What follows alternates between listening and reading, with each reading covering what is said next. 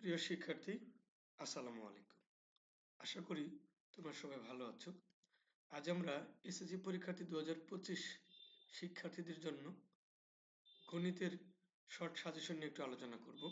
অর্থাৎ কোন কোন উম, অঙ্কগুলো সাধারণত পরীক্ষায় আসে, কোন কোন অঙ্কগুলো বেশি বেশি প্র্যাকটিস করতে হবে এবং কোন কোন অঙ্কগুলো থেকে তোমরা বেশি বেশি প্র্যাকটিস করলে পরীক্ষা মোটামুটি একটা ভালো মার্কস পাবে। যদিও গণিতে আসলে শর্ট সাজেশন বলে কিছু নেই, কারণ প্রশ্ন ম্যাক্সিমাম বানানো আসবে। সৃজনশীল প্রশ্নগুলো মূল বইয়ের আলোকে সাধারণত বানানো আসে। তারপরেও কিছু কিছু অঙ্ক বেশি প্র্যাকটিস করলে এই সকল অঙ্কগুলো থেকে পরীক্ষায় সাধারণত বেশি আসে। চলুন শুরু করা যাক। আমরা সাধারণত জানি যে তোমার গণিত বই 17টা অধ্যায় আছে। এই 17টা অধ্যায়ের মধ্যে 4টা ভাগে প্রশ্ন আসে সৃজনশীল সাধারণত। আমরা জানি যে 7টা সৃজনশীল প্রশ্ন উত্তর করতে হয়। এর মধ্যে প্রথম ভাগ হচ্ছে বীজগণিত, যেখানে 3টা প্রশ্ন থাকে, 2টা প্রশ্ন উত্তর করতে হয়। দ্বিতীয় ভাগ থেকে জ্যামিতি, 3টা প্রশ্ন থাকে, 2টা উত্তর করতে হয়। তৃতীয় ভাগ ত্রিকোণমিতি, পরিমিতি, 3টা ভাগ থাকে, 2টা প্রশ্ন উত্তর করতে হয়। এবং চতুর্থ ভাগ থেকে পরিসংখ্যান, যেখানে 2টা থাকে, একটা উত্তর করতে হয়। মোট হচ্ছে আমার 7টা। ক বিভাগ থেকে 2টা, খ বিভাগ থেকে 2টা, গ বিভাগ থেকে 2টা এবং ঘ বিভাগ থেকে একটি করে, মোট 7টি প্রশ্নের উত্তর দিতে হয়।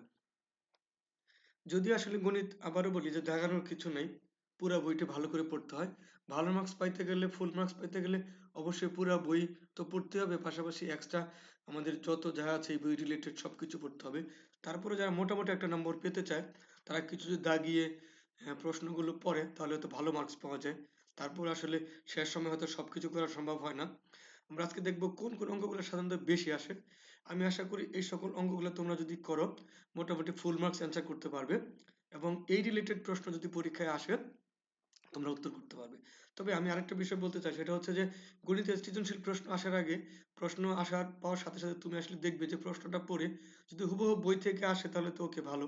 আর যদি না আসে, তাহলে দেখবে যে যে প্রশ্নটা আসছে ওইটা কোনো না কোনো প্রশ্নের সাথে মিল আছে।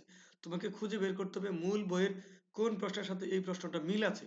সুতরাং সেই আলোকে তুমি যদি উত্তর করতে পারো, তাহলে ওই নতুন প্রশ্নটা তুমি সহজে উত্তর করতে পারবে। ঠিক আছে, আমরা দেখি আমরা এই 2025 সালের পরীক্ষার্থীদের জন্য কোন কোন অঙ্কগুলো সাধারণত বেশি আসতে পারে বা সম্ভাবনা আছে, এগুলো একটু নিয়ে আলোচনা করি। যদিও আসলে এটা জাস্ট একটা সম্ভাবনা, বা আসতে পারে, আসবে এমন কোনো কথা নাই। আর বিগত 23 এবং 24 সালের গণিত প্রশ্ন বিশ্লেষণ করে দেখা যায় যে বেশিরভাগ প্রশ্নই বানিয়ে আসছে, তবে মূল বইয়ের সাথে অনেক কিছুই মিল থাকবে। ঠিক আছে, আশা করি এবারও তার ব্যতিক্রম হবে না। আমরা যদি দাগিয়ে পড়ি, প্রথম অধ্যায় বাস্তব সংখ্যা, এখান থেকে মূলত হচ্ছে যে দাগিয়ে অধ্যায় বাস্তব সংখ্যা থেকে পড়লে মূলত দেখা যাচ্ছে যে অনুশীলনী থেকে 9, 10, 11, 21, 22, এই 4টা এই রিলেটেড প্রশ্ন পড়লে মোটামুটি আমাদের কাজগুলা হয়ে যাবে। এরপরে আছে অধ্যায় 2, সেট ফাংশন। সেট ফাংশন থেকে সাধারণত উদাহরণ 21, 23, 24, 25, এটা হচ্ছে সেট থেকে, এবং এর মধ্যে একটা কাজ আছে 35 পৃষ্ঠা, এটা তুমি দেখতে পারো। তাছাড়া অনুশীলনী থেকে 2.1 এর 11, 12, 13, 15, 16, 17, 18, এই 21, 22, 23, 24 এই অঙ্কগুলো দেখলে সেট এবং ফাংশন মিলিয়ে আশা করি তুমি এগুলো করতে পারবে। আচ্ছা, এগুলো হচ্ছে, দুঃখিত, এগুলো হচ্ছে 2.2 থেকে, এই অঙ্কগুলো হচ্ছে আমার 2.2 থেকে। আর ফাংশন থেকে হচ্ছে আমার 1, 4, 6, 7, 10, এই অঙ্কগুলো করলে তুমি সেট ফাংশন থেকে বানানো অঙ্ক আসলে আশা করি তোমরা করতে পারবে। এরপরে মানে বীজগণিতের আরেকটা গুরুত্বপূর্ণ অধ্যায় হচ্ছে 3, বীজগাণিতিক রাশি। এখানে আমরা জানি যে 5টা নতুন পরিচ্ছেদ বা আছে 3.1, 2, 3, 4, 5 নামে।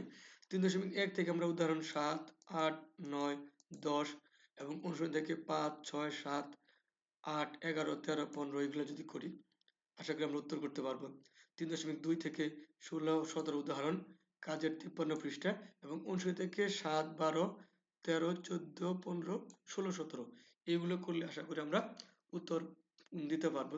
এবং উৎপাদক থেকে যদি আমরা করি, তা 3.3 এর মধ্যে যে উৎপাদক আছে, সেই উৎপাদকগুলোর মধ্যে থেকে আমরা যদি 1, 3, 1, 3, 5, 6, 7, 8, 16, 18, 21, 23, 24, 25, 29, 30 এগুলা যদি করি, 3.4 আমার উৎপাদক আছে, 2 এবং 14 এটা করতে পারি।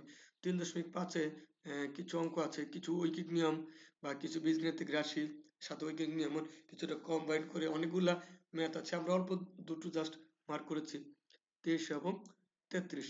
এই দুটো আমি যদি করি আশা করি উত্তর করতে পারবো। এরপরে বীজগণিত আরেকটা গুরুত্বপূর্ণ অধ্যায় আছে সূচক এবং লগারিদম।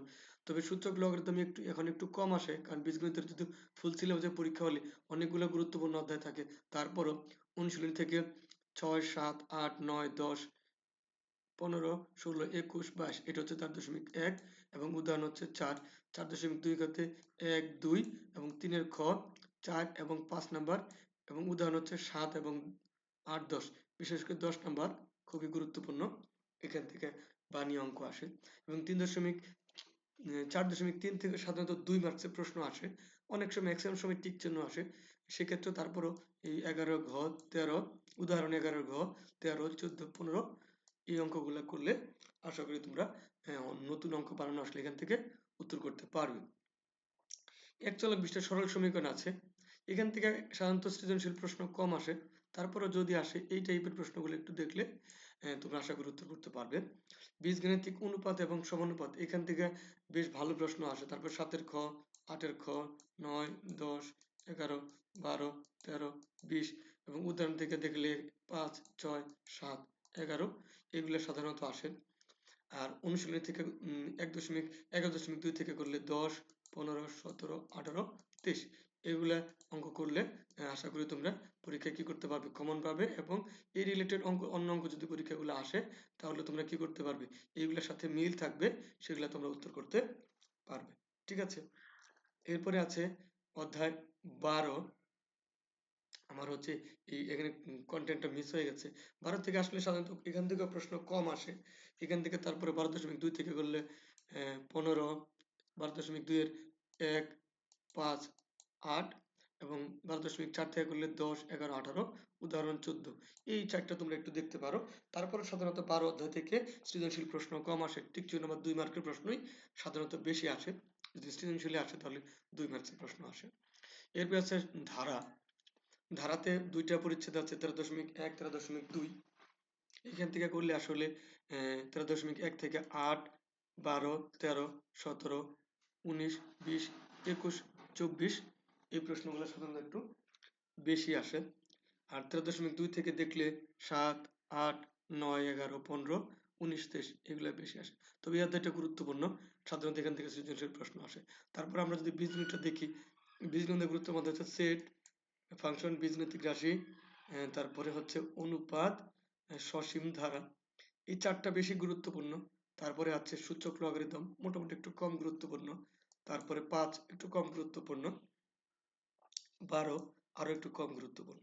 ঠিক আছে, আশা করি তোমরা বুঝতে পেরেছো যে কোন কোন অধ্যায়গুলো বেশি গুরুত্বপূর্ণ, কোনগুলো একটু কম গুরুত্বপূর্ণ। ঠিক আছে, এরপরে আমরা দ্বিতীয় ভাগে যাব। দ্বিতীয় ভাগ হচ্ছে আমার জ্যামিতি। জ্যামিতি সাধারণত আমাদের অধ্যায় আছে কয়টা, 1, 2, 3, 4 চারটা জ্যামিতিক অধ্যায় আছে, এখান থেকে 3টে প্রশ্ন আসবে, দুটো প্রশ্ন উত্তর করতে হবে। সাধারণত এই যে অধ্যায় 7 এবং 8 এই দুটো থেকে বেশি প্রশ্ন আসে, অনেক সময় এখান থেকেই 3টা প্রশ্ন আসে, কোনো কোনো সময় দুটো আসে, দুটো আসলে তখন আবার এখান থেকে কিছু মিক্সড আসে। তবে সাধারণত 7 এবং 8 থেকেই বেশি প্রশ্ন আসে, আমরা এই দুটাকে বেশি গুরুত্ব দিব, তথ্যপূর্ণ একটু কম গুরুত্ব দিবে। 7 থেকে আসলে সম্পাদ্য, অনুশীলনী 1, 2, 3, 4, 5 এগুলা সবগুলা করতে হবে। উদাহরণ থেকে 2, 3, 4 এগুলা করতে হবে। 7.1 থেকে 3, 4, 5, 6, 7 এগুলা করতে হবে। 7.2 থেকে 12, 14, 15, 17, 19 এগুলা করতে হবে। এইগুলা করলে আশা করি তুমি জ্যামিতিক সম্পত্তি থেকে মোটামুটি ভালো মানে অ্যান্সার করতে পারবে। আমরা যদি উপপাদ্য দেখি 8 অধ্যায় থেকে 18, 19, 20, 22, 23, 26 এই কটা উপপাদ্য করলে তোমার জন্য বেশ ভালো হবে এবং তুমি উত্তর করতে পারবে। এবং 8.1 এর একটা অনুসিদ্ধান্ত 3 আছে, এটা করতে পারবে। 8.1 থেকে 5, 7, 8, 10, 8.2 থেকে 1, 3, 8.3 থেকে 1, 3, 5, 8.4 হতে 3, 5 এবং 8.5 হতে 11, 14, 15 এগুলা করবে। তাছাড়া এখানে কিছু সম্পাদ্য আছে, যে অন্তর্বৃত্ত, পরিবৃত্ত, বহির্বৃত্ত ওই রিলেটেড, ওইখান থেকে 7, 8, 9, 10, 11 এই চারটা করলে তুমি আশা করি উত্তর করতে পারবে। অর্থাৎ এই জিওমেট্রির এই যে 7 এবং এই 8 পার্ট থেকে তুমি যদি মোটামুটি এই প্রশ্নগুলো দাগায় করতে পারো তাহলে আশা করি তুমি ফুল মার্কস করতে পারবে। ঠিক আছে, এরপরে তারপরে অধ্যায় 14, 15 আছে। 14, 15 থেকে করলে উদাহরণ উপপাদ্য 30, 31 এটা তুমি করতে পারো। এবং 15 থেকে করলে উপপাদ্য 39 এটা তুমি করতে পারো। আর 79 থেকে করলে 79 থেকে করলে হচ্ছে 14.1 থেকে 9 নাম্বার, এবং 14.2 থেকে 12 নাম্বার এটা তুমি করতে পারো। ইভেন 15 অধ্যায় থেকে কিন্তু দুইটা সম্বন্ধ আছে, 13-15, এবং অনুশীলন আছে 9, 13, 15, 16, 17, এগুলো তুমি করতে পারো। আশা করি জিওমেট্রির এই অঙ্কগুলো তুমি যদি করো, তুমি বানানো অঙ্ক আসলেও সাধারণত এগুলো থেকে আসে, তুমি ফুল মার্কস করতে পারবে। ঠিক আছে? আচ্ছা, এরপরে হচ্ছে যে আমরা ত্রিকোণমিতি মানে আমার তৃতীয় পাঠ হচ্ছে ত্রিকোণমিতি পরিমিতি, তিনটা অধ্যায় আছে, 9, 10 এবং 16। 9 10 হচ্ছে ত্রিকোণমিতি, 9 ত্রিকোণমিতি, 10 দূরত্ব উচ্চতা অর্থাৎ ত্রিকোণমিতির ব্যবহার, এবং 12 16 আছে আমার পরিমিতি। এখান থেকে তিনটা প্রশ্ন আসবে, দুটো প্রশ্ন উত্তর করতে হবে।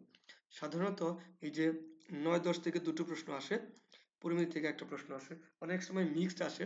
সেক্ষেত্রে আমাকে ফুলটাই পুরাপুরি করতে হবে, আসে কোনোটা পার্ট বাদ দেওয়ার সুযোগ নেই। কারণ মিক্সড আসলে তুমি তো একটা পার্ট ক খ একরকম আসলো, গ আর একরকম আসলো, তুমি তাহলে তখন বিপদে পড়ে যাবে। সেক্ষেত্রে আমাকে পুরো পার্টটাই করতে হবে। ঠিক আছে? তাহলে আমরা দেখি যে ত্রিকোণমিতি থেকে কি অঙ্ক আসে। 9.1-এ সাধারণত ত্রিকোণমিতির আবার দুইটা পরিচ্ছেদ আছে, 9.1, 9.2। 9.1 থেকে অনুশীলনী থেকে করবে হচ্ছে 8-এর ক, 17, 18, 19, 20, 21, 22, 23, 24, 25।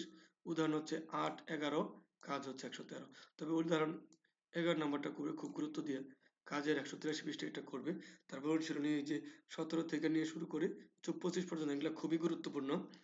9.2 থেকে তুমি করবে হচ্ছে 17, 18, 19, 20, 21, 23, 24, 25, 26, 28, 29, 30। উদাহরণ হচ্ছে 14। এগুলো সবই গুরুত্বপূর্ণ, সবগুলোই করতে হবে। এবং এইগুলা করার পরই বানানো অঙ্ক আসবে, তুমি তখন সেগুলা করতে পারবে। এছাড়া দূরত্ব উচ্চতা 10 মধ্যে থেকে 13, 14, 15, 16, 17, 18, 19, 20 এগুলো করবে। এবং উদাহরণ 6 এবং কাজের 202 পৃষ্ঠা এটা করবে। কাজের 202 পৃষ্ঠা এটা খুব ভাবে করবে। তারপরে এই যে গাছ ভেঙে পড়ে যায়, এই দুইটা এইগুলা থেকে খুবই অঙ্ক করবে, এবং এগুলা থেকে সাধারণত আসে। পরিমিতি 16.1 থেকে 5, 7 অনুশীলনের 8, 9 অঙ্ক করবে। 16.2 থেকে 3, 5, 9, 10, 12 করবে, উদাহরণ 12 করবে। আর 16.3 থেকে 5, 6, 7 এগুলা করবে। 16.4 থেকে অনুশীলনী 16, 17, উদাহরণ 31, 32 এগুলা করবে। আশা করি এই দাগানো অঙ্কগুলা করলে তুমি ত্রিকোণ এবং পরিমিতি এই বানানো অঙ্ক আসলেও সাধারণত এগুলা থেকে আসে, তুমি সকল প্রশ্ন উত্তর করতে পারবে। এরপর আছে পরিমিতি, পরিসংখ্যান। এখান থেকে দুটো প্রশ্ন আসবে, তুমি একটা অঙ্ক অ্যান্সার করবে। এখান থেকে মূলত আসলে যা আসে আমাদের গড়, মধ্য, প্রচুরক, এই তিনটা পার্ট আমাকে করতে হবে। গড় আবার দুই প্রকারের আছে, একটা শ্রেণী বিন্যাসকৃত তথ্যের, আবার একটা শ্রেণী সারণীকৃত তথ্যের, দুটোই করতে হবে। সারণীকৃত তথ্যের আবার দুই রকমের গড় আছে, সরাসরি বা সরাসরি পদ্ধতিতে গড়, আর একটা হচ্ছে সংক্ষিপ্ত পদ্ধতিতে গড়, এই দুটোই করবে। এবং আর যেখানে আমরা যে আমাদের আয়তলেখ, গণসংখ্যা, বহুভুজ, তারপরে হচ্ছে